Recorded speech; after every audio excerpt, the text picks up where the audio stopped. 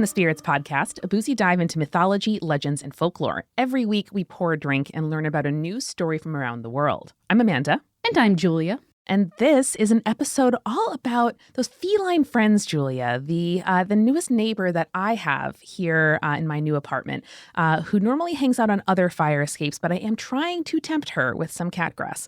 Black cats. Amanda, I was literally going to start this episode by asking if you had any updates via the black cat that you had told me about recently. Have you seen them lately? Do you have a name that you're calling them yet? What's going on? So I've decided that she has feminine energy. Okay. Our neighborhood filled with stray cats. It's actually kind of a problem. There are a lot of rescue organizations taking care of them, spaying, neutering, and feeding and rehoming them. Mm-hmm. But this black cat lives on my neighbor's fire escape, which I can see from my living room. Mm-hmm. And now there is a fire escape outside my room.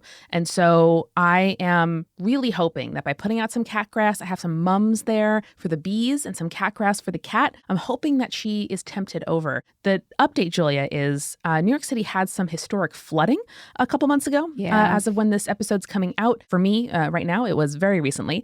And I was going around the apartment checking all the windows because there were lots of leaks that morning of the terrible flood when we got 8 inches of rain. I looked across the street and there she was sitting in the window of a half-constructed building, dry and warm. Good for her. Looking at me. I'm so happy for her. I know. She's so smart. And so I love that whenever that condo building is finished, I will know that a black cat once weathered out historic flooding on the 3rd floor. She made it all the way up. But yeah, I don't have a name yet. I feel like maybe I get to name her when she kind of graces my fire escape with her presence. Okay. All right. But we'll come up with that eventually. I keep thinking, because the first one that jumped to my head, at least, the fact that you have the cat grass next to the mums, naming her Chrysanthemum. That would be really good. I like that a lot. All right. All right, Chrysanthemum will be our working Yes, title. I love it. But Amanda, we just got off of Halloween, if you are listening to this episode when it came out. But for me, creepy season kind of goes well into November. Like, I think until the week of Thanksgiving, I am still vibing on spooky season. It is just still warm enough for me to go on hikes and stuff. The trees are either in the process of shedding all their leaves or are just getting to that point where they're like spooky skeleton trees, which I'm a big fan of personally, especially when going on hikes, and especially like, you know, when the sun is just beginning to set and all you see are the spooky branches making skeletons in the sky. Yeah, or like me, you get to walk around New York City and peep other people's apartments that are normally shaded by trees. That is true. That is one of the good parts about fall and winter in the city. You can just like look into other people's apartments and be like, what are you doing decor-wise in there? You good? How much you paying for that apartment? You got a backyard? Look at that chandelier. Dang. Oh, God. But also, not only in October did we have Halloween, we also had a bunch of other like cool, spooky things that happened in October. We had a lunar eclipse, we had a solar eclipse, and of course, we also, Amanda, had a Friday the 13th in October. Amazing. That's like fully loaded. That's like when you go to that restaurant, order a Grand Slam, whatever that restaurant is. Denny's? I think that's Denny's, right? That's the one. Yeah, okay, cool. Cool. It is a Grand Slam. So I was thinking about symbols of Friday the 13th that people consider unlucky. And then, Amanda, I remembered your sweet new neighbor, your sweet black cat. Chrysanthemum. I love her. Yeah. And so I know that many people believe strongly, though I do think that it's kind of starting to come back around as not being as prominent of a superstition, but a lot of people believe that black cats are considered unlucky. And Amanda, do you think that has always been the case? That's a great question. I kind of assume because of some kind of like association with witches' familiars, yes, but I'm excited to learn. Amanda, I will tell you that while you are correct that black cats are oftentimes associated with witches' familiars, before that, we fucking love cats. Oh. A lot of cultures just really loved cats, and there's very logical reasons behind why that is the case.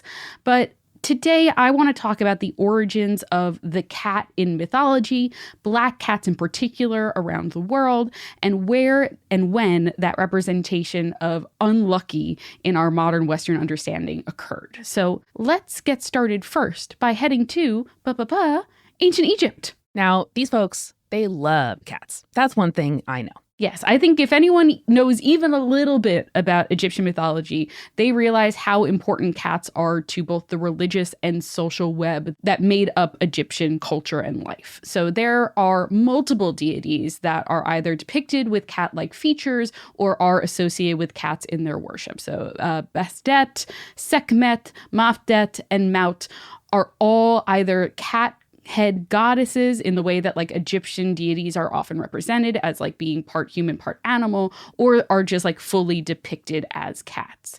Now, Mafdet is, according to a lot of scholars, the first of these gods to be associated with cats, and she was most frequently portrayed as a protector of pharaohs against evil, as well as snakes and scorpions. Now, Julia, did cats eat those creatures?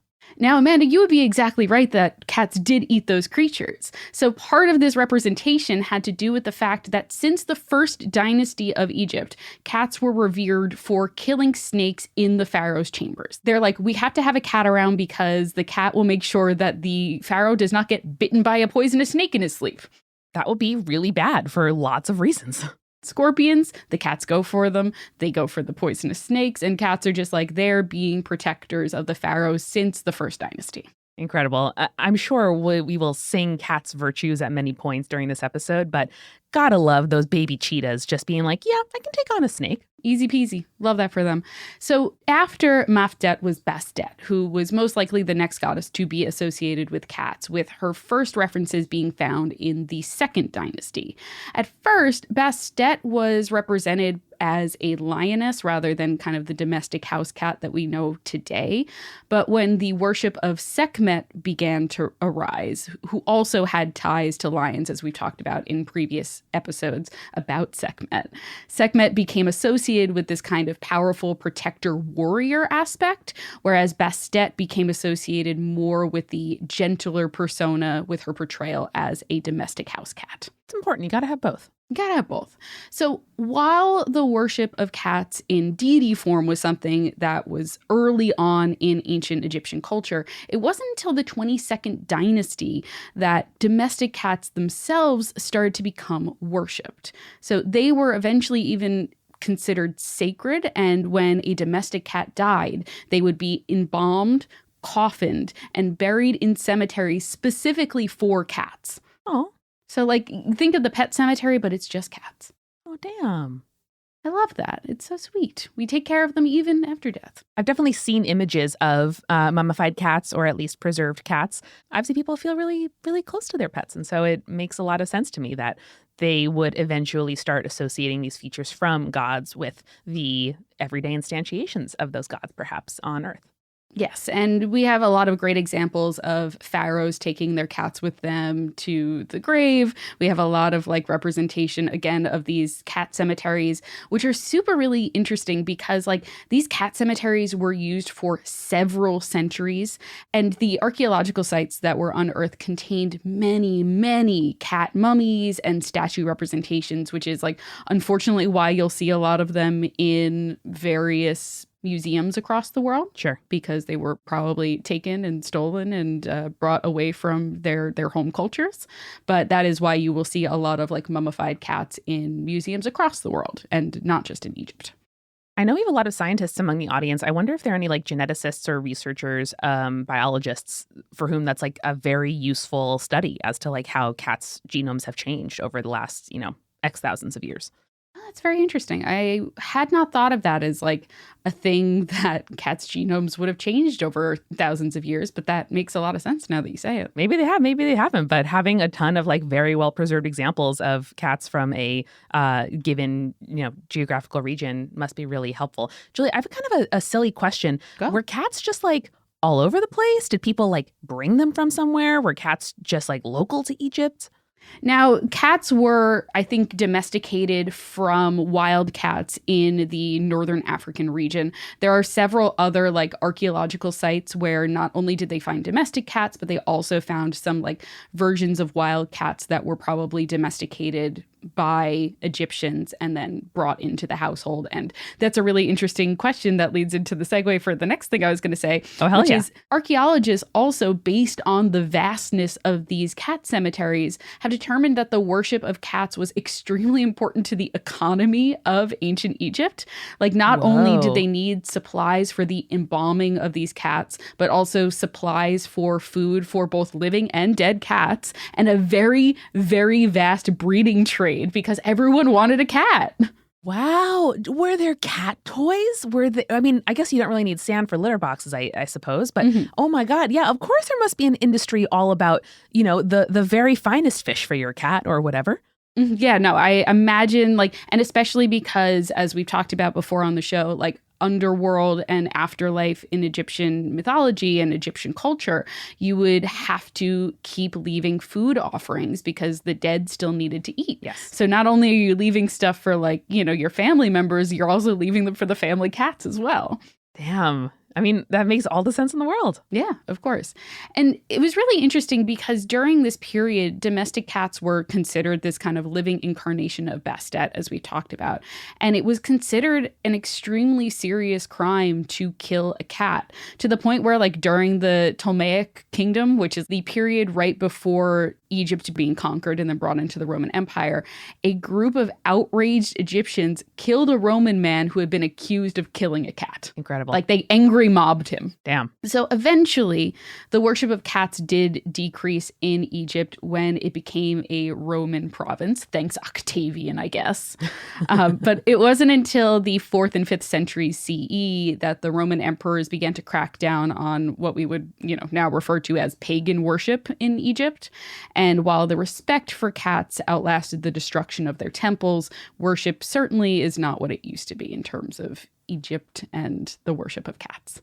I wonder if there was a sort of original dog versus cat person feud as Rome, the, child of Romulus and Remus, suckled by wolves, sort of found themselves in opposition and attempting to conquer and sort of culturally homogenize the kingdom of cats. Well, Amanda, that actually brings up a great point as we go over the Mediterranean and we talk about what cat worship looked like in Greece and Rome. And the answer is there wasn't a lot of it. You would be pleasantly surprised, but there was not a lot of it. So cats were first introduced to southern Italy and Greece during the 5th century BC by the Phoenicians.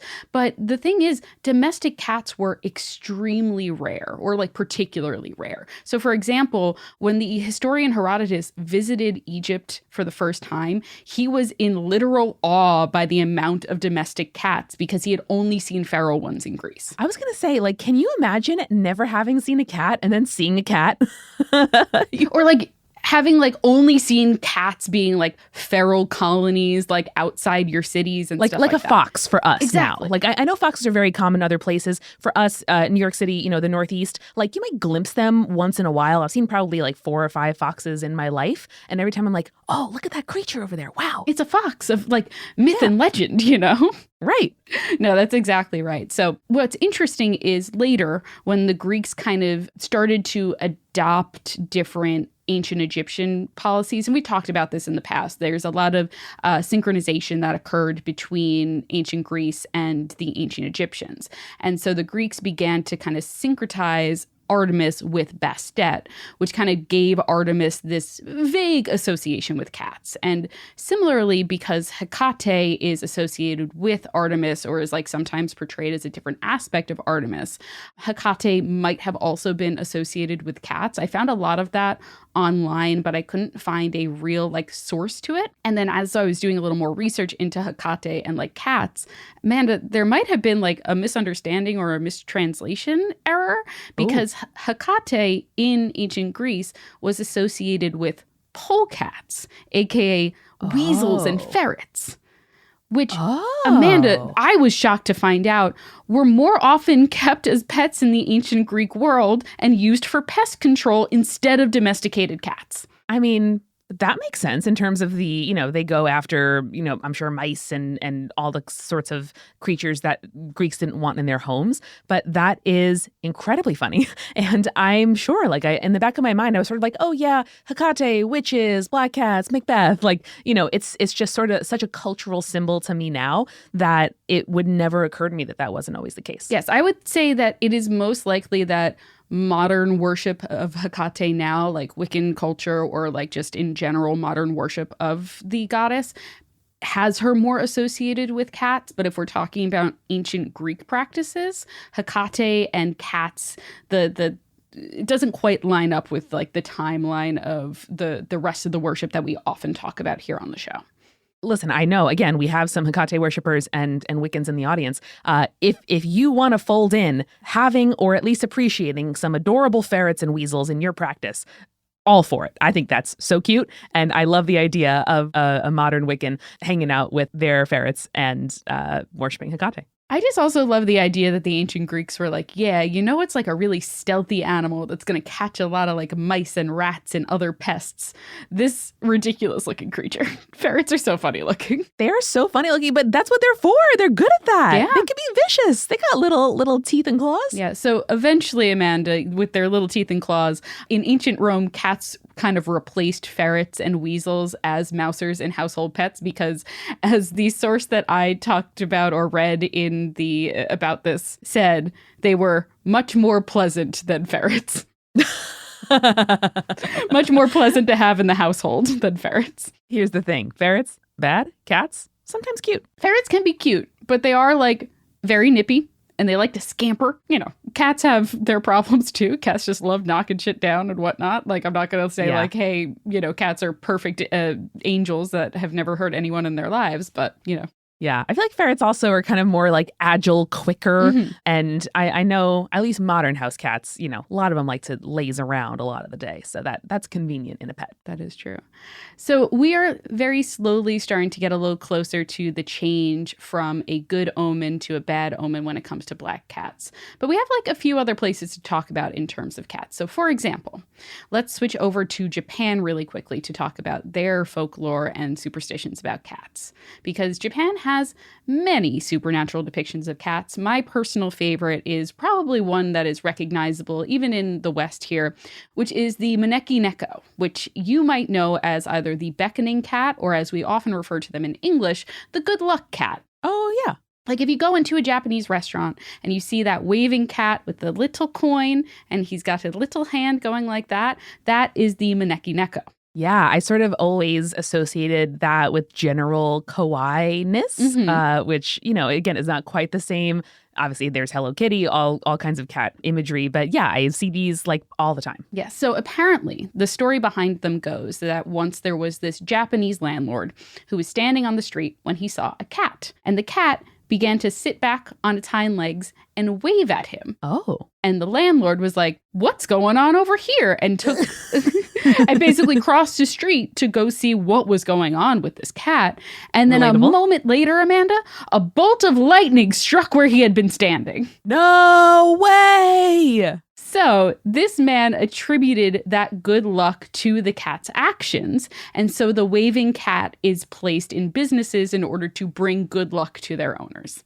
I was going to say, I always see it in the front of a business or a restaurant. And I sort of assumed that much I don't know, as a kid, we would toss pennies in somebody's brand new car, that it was just sort of a general good fortune situation. But yeah. I can't believe it was one man and he almost died by lightning. It was just this one dude. So the Maneki Neko, extremely good luck. And that's why it is such a symbol that is used throughout Japan and the Japanese diaspora.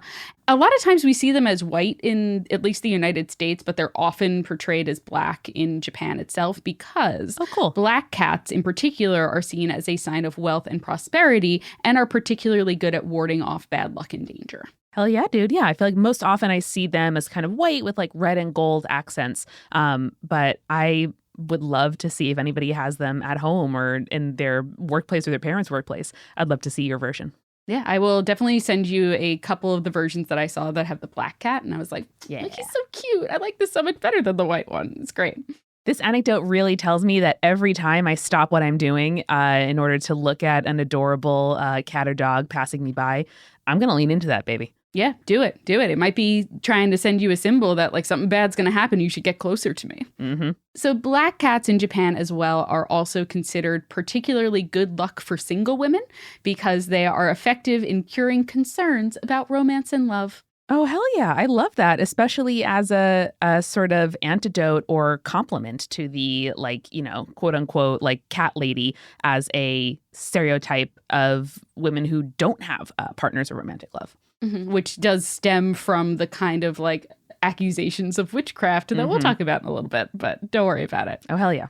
The one last cat that I want to talk about from Japan is the nekomata, which is a cat that, if it grows to a certain age, becomes a yokai with a second tail and the ability to stand on its hind legs and speak human language. Oh, my. Mm-hmm. So when your like 18-year-old cat is still going strong, one day we'll just sprout another tail and say, hey, give me more wet food.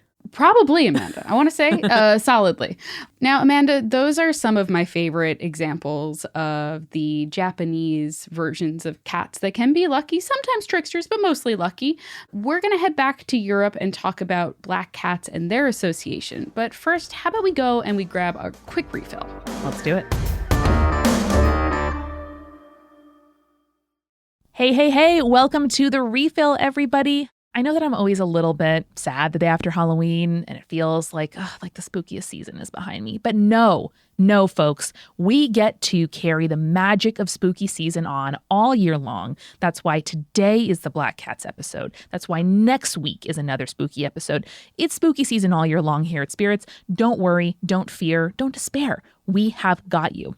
And you know who else has got me is our newest patrons, Alyssa and Tam. Thank you so much for making sure that some of your human dollars every month go to supporting a podcast that you presumably like. We like you too, and we really appreciate you, as well as our supporting producer level patrons, Alicia, Ann, Ginger Spurs Boy, Hannah, Jack Marie, Jane, Measelkins, Lily, Matthew, Nathan, Phil Fresh, Rico Like, Captain Jonathan Malachi, Cosmos, Sarah, and Scott, and our legend level patrons, whose costumes were so good people are still talking about them. Ariana, Audra, Bex, Morgan H, Sarah, and Bia Miep, Scotty.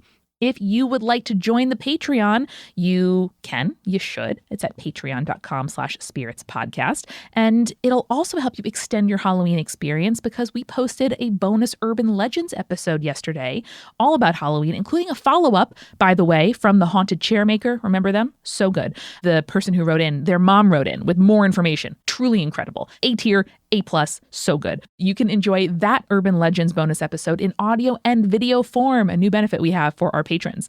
So go on ahead, do it. Your money supports the show, helps us make this our jobs, and helps us pay our new editor, Bren. Shout out, Bren. Bren is editing this episode. This is their first one. Welcome. We are so happy to have you, and you'll be hearing more from Bren soon. Now, this week, I have been spending a lot of time indoors, not because it is chilly and dark outside, but because it is hot and humid in New York City, and I hate that. So I have been hunkered down on my couch in the air conditioning, yes, in the first day of November, watching my husband, Eric Silver, play Spider-Man 2. This game is incredible. It is so beautiful. You are able to swing through the cities of the streets of New York, and not just Manhattan, but also now Brooklyn and Queens, our boroughs, my boroughs, where I live and where I used to live, my spiritual home. I am screaming and distracting Eric as he plays, as I see landmarks that I recognize. It is so cool and it is so beautiful. And if you either have a PlayStation and you're able to play Spider-Man 2, incredible, consider it.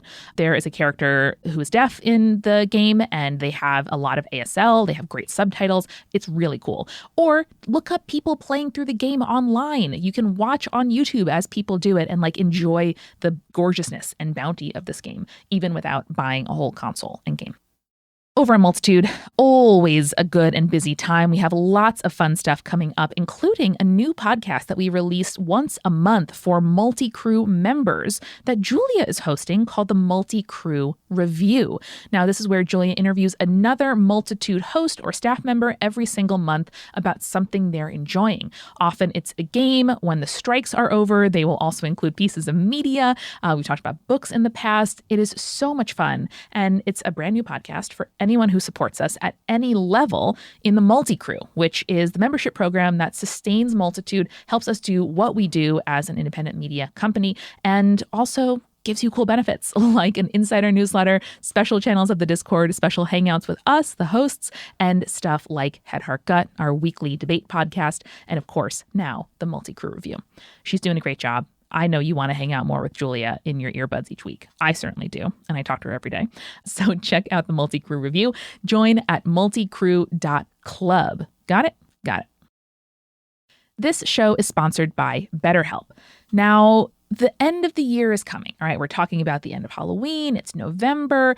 I know for me that when it's dark outside, when I leave work in the dark, I definitely feel myself dragging a little bit. It is hard. I'm on like a plant, people. I need the light.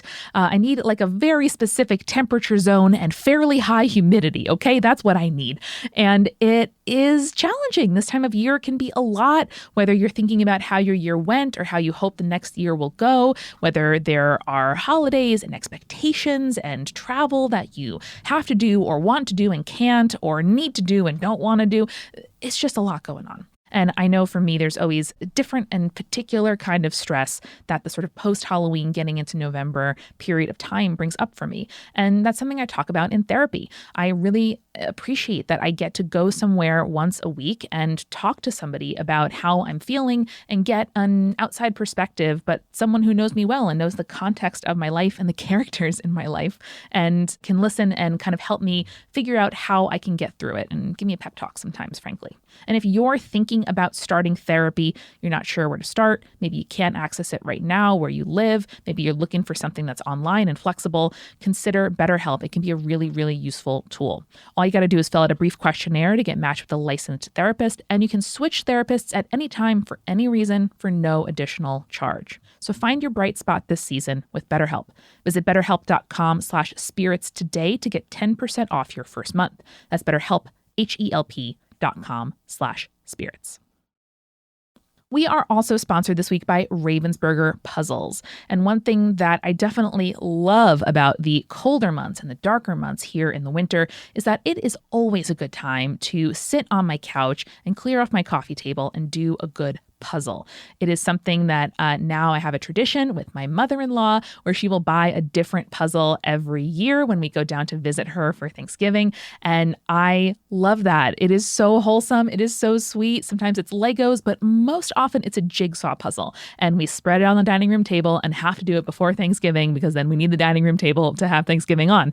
And it's incredibly sweet. And it really brings people and families together, my own included. It did when I was a child. It does now as an adult. And I think it will for the rest of my life. And a brand that I always know is going to stand the test of time. High quality puzzles with beautiful designs that you're going to want to use and put together. It's going to be Ravensburger. No matter whether you're looking for a simple puzzle with just a few pieces to do with kids, or maybe for folks who need or want a quick, 50, 100, 500 piece puzzle, they've got you. If you want to work all your way up to 40,000 pieces, they've got you too. So if you're up for the challenge, find Ravensburger Puzzles in your local hobby or toy store today, or go check them out on Amazon. Cool? Cool. And finally, this podcast is sponsored by Dipsea. Now, you guys know all about my love for romance novels. I feel like I've kind of infected Julia or influenced her over the years, where now she is in on it as well. Something I love about it is how transportative they are. And I have really opened my mind, and I've really enjoyed the stuff that Dipsea is putting out. If you want to take a break from everyday life, get lost in a fantasy, whether you have a moment to yourself, you're doing chores, you're sitting outside, you're sitting in your favorite spot, wherever it is, you can put your headphones on and kind of fade away into a whole different world. And Dipsea does that really, really well. It is, of course, an app full of hundreds of short, sexy audio stories that bring scenarios to life with soundscapes, realistic characters, great acting, and excellent audio quality. You know that thing where you start doing photography and then you start noticing how bad lots of photos are, or you date a chef and you're like, holy shit, so much restaurant food is badly prepared. That's me with audio quality. And I gotta say, Dipsea passes the test. They have a growing library of fantasy series. And listen, if you are, I don't know, a listener of Spirits and you are interested maybe in trying some stories that feature not just people, but I don't know, Greek gods. Maybe there are some sexy stories featuring vampires. Maybe there are some featuring fairies. Dipsea has all of those to offer. And you can go ahead and check it out and see what floats your boat, okay? We're all about it here. They also have soothing sleep stories, wellness sessions, and written stories that you can read as well. So for listeners of this show, Dipsea is offering an extended 30-day free trial when you go to dipseastories.com/spirits. That's 30 days of full access for free when you go to DIPSEA stories.com/spirits. dipseastories.com/spirits. And now, back to the show.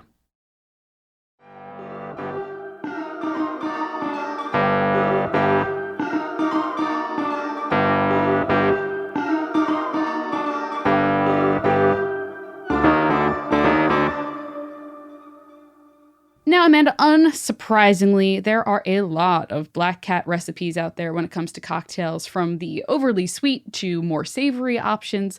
But the one that I chose is one that I've been really vibing with lately because Jake has gotten into making homemade espresso martinis.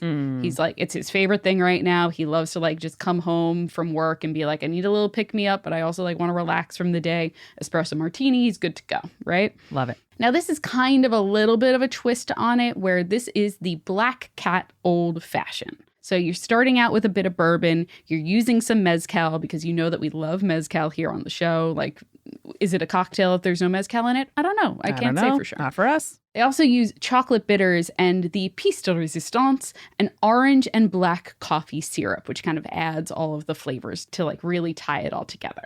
I will include a recipe for this in our recipe cards, which, as a reminder, if you sign up for our Patreon at patreon.com/spiritspodcast, you can get recipe cards for every single episode, and I'll teach you how to make this orange and black coffee syrup. So it's a real win-win. You get not just a recipe card for the cocktail we're drinking, but also a non-alcoholic version, which we have been doing for, checks watch, 360 episodes. So there are 720 recipes waiting for you at patreon.com/spiritspodcast. And I'm pretty sure almost all of those are not repeats. So I work hard on that.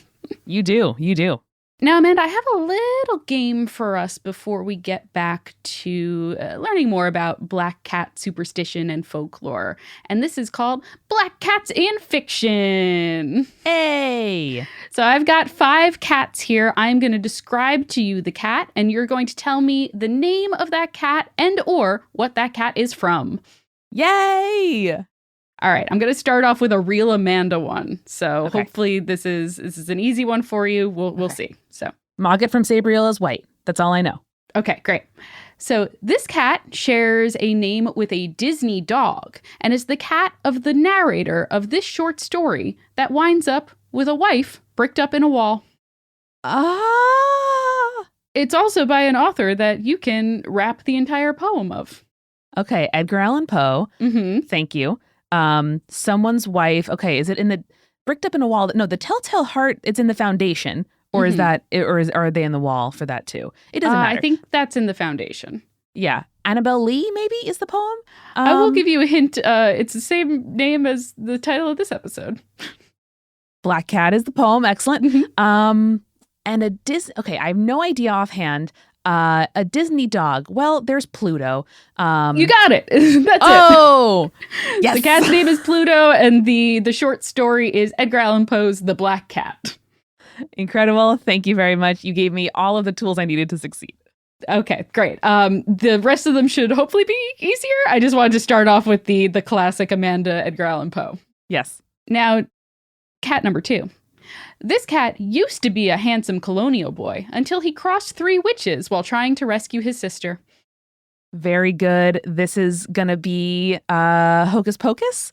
And Correct. I think the cat, is the cat the boy's name? The cat is the boy's name, yeah. I don't know, fucking Kevin, Charlie. I don't know.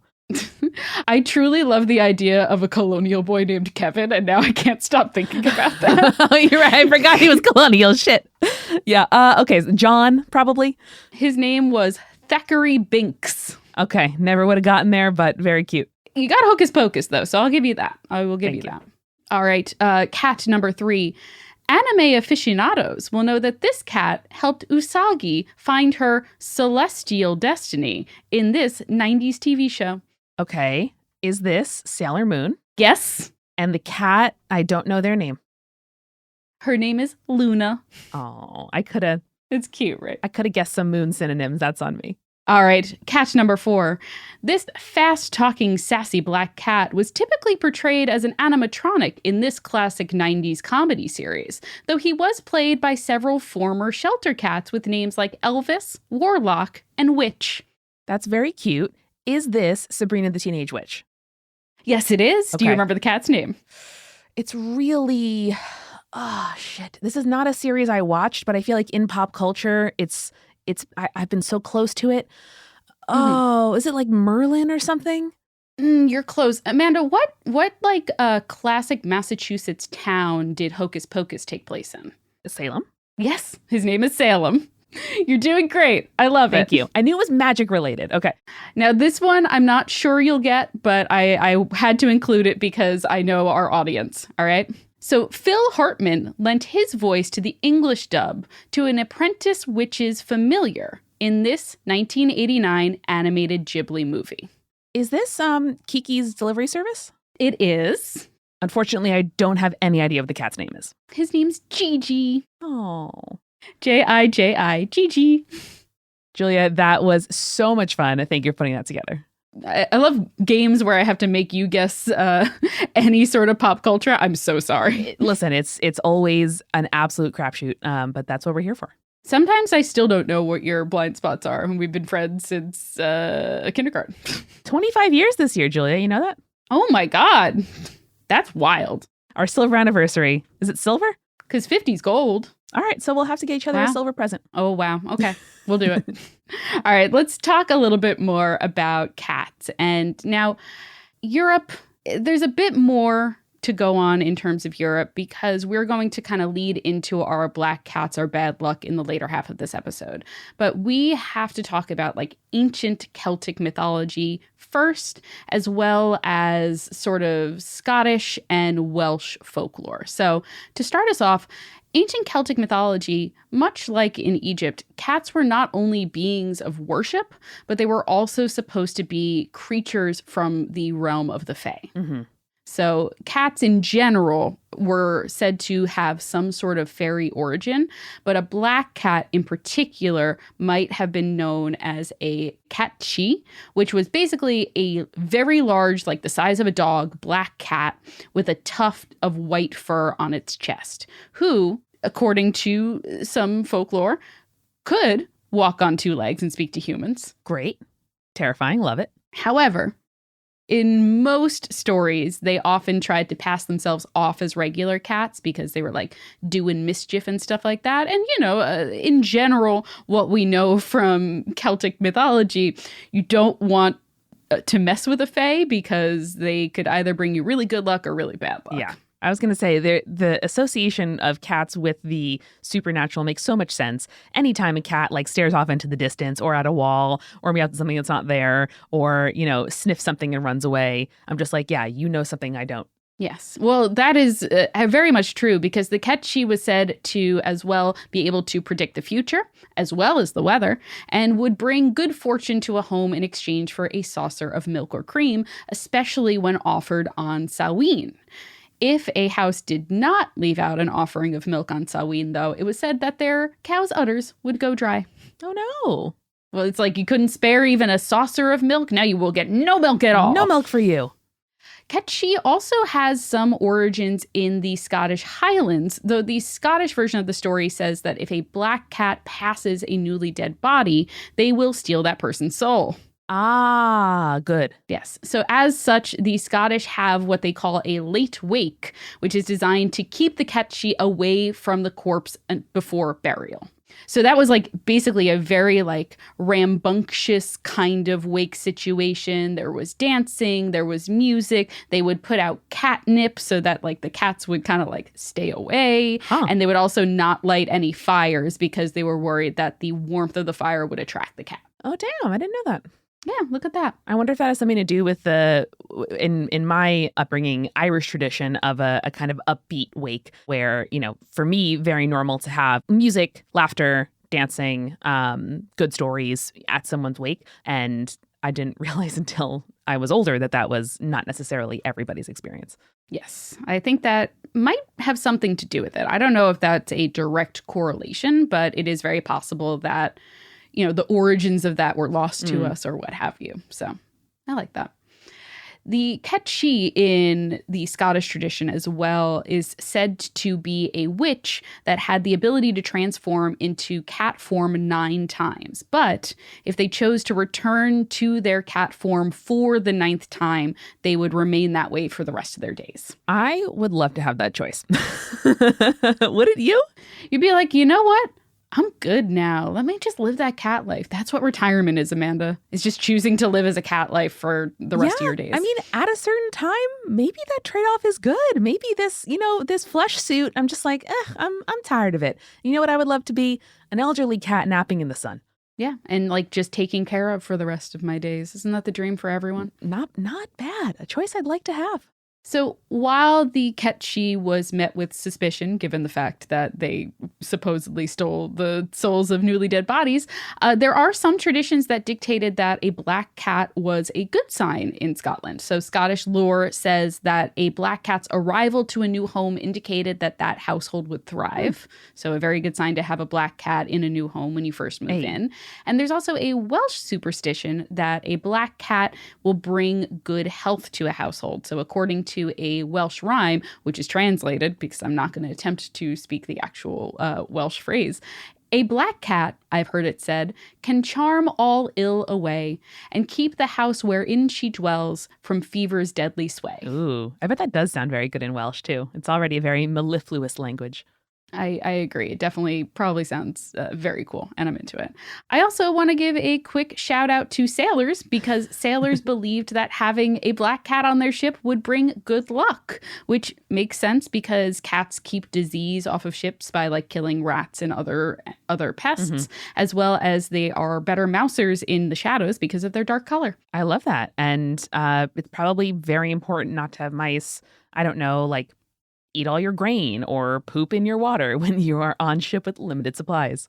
That is true. That is true. And that kind of tradition goes even further, where it was said that fishermen's wives would bring black cats into their homes in the hope that it would protect their husbands while they were at sea. Adorable. I also really like the idea of, you know, spouses who are separated having like sibling cats or at least matching cats that remind each other of each other when they're away, you know? That's so cute. I like that a lot. That's really adorable. Now, Amanda, all good things kind of must come to an end because as Christianity spread across Europe, it's always it. Yep. We saw the persecution of folkloric beliefs that did not fit into the conformity of Christianity. So suddenly, black cats, which were religiously revered by some, were instead seen as companions of witches, or basically just anyone who was not following Christianity down to the letter. Mm-hmm. Now, this religious persecution meant that cats that used to be a symbol of good fortune became indicators of evil. So like roaming black cats were supposed to be witches in disguise or demons in cat form that were sent to spy on their enemies as their familiars. So this is all starting to like sound very familiar, right? Yeah, and like there's, you know, the devil, a devil associated with the underground and shadows. Like I see kind of where these associations start to be put on something that, like many traditions, just doesn't conform. And so it becomes othered and it becomes bad. Yes. So obviously this kind of leads to the persecution of witches and by extension animals associated with them, particularly black cats.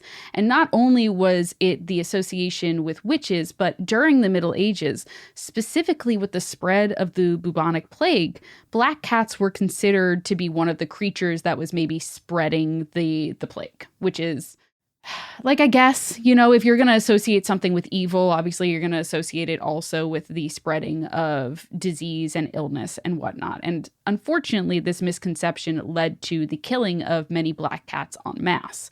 Now, But wasn't it spread by rodents? So like, isn't that bad? Amanda, as always, you put two and two together very quickly. To be fair, I know about germ theory and they did not. So this is not really like a personal victory, but I'll take it. Yeah, so anyone, if you are familiar with the plague at all, this situation backfired on them horribly because the reduced number of cats meant that the rodent population was not in check, which helped spread the disease even more rapidly via the fleas feeding on the rodent population. That's it. Tough. So part of this misconception and formal targeting of black cats came from the Catholic Church, specifically from Pope Gregory the Ninth, the Pope that declared war on cats. No, Gregory, what a mess. come on. You see, there was a papal inquisitor during the 13th century whose name was Conrad of Marburg. Okay. Conrad of Marburg took his job way too seriously, as was the case with a lot of inquisitors. And so Typically a job for the like understimulated in other parts of their lives where they're like, you know what? I'm going to make this my whole thing. Yes. So this was Conrad's whole thing. And so what he liked to do was he was like, I want to get people to confess that they're doing witchcraft and stuff like that, or being coerced into doing witchcraft and stuff like that, you know, under threat or actual torture. Yeah, famously a way to get really accurate confessions. Yes, famously so. And so Conrad was basically getting a report of these people who were confessing to attending black masses where there was a bunch of stuff going on, giant toads, guy with a bull head, etc., orgies are happening. But one of the most important parts that he was taking note of was the fact that these black cat statues would come alive and they would worship the devil. I don't know, Julia. If I'm at an orgy, I think worshiping the devil is the last thing on my mind. Yeah, in general, I'm probably feeling uncomfortable about my body and like whether or not these people like are actually into me and like, you know, that. Yeah, I'm like, oh, will like Thaddeus be upset if I spend more time with like Demetrius or whatever? Yeah, that's a real problem for everyone. It's a real universal problem at orgies. So Conrad, who, you know, this is his life, unfortunately, he serves this report to the Pope, which of course is a lot of bullshit.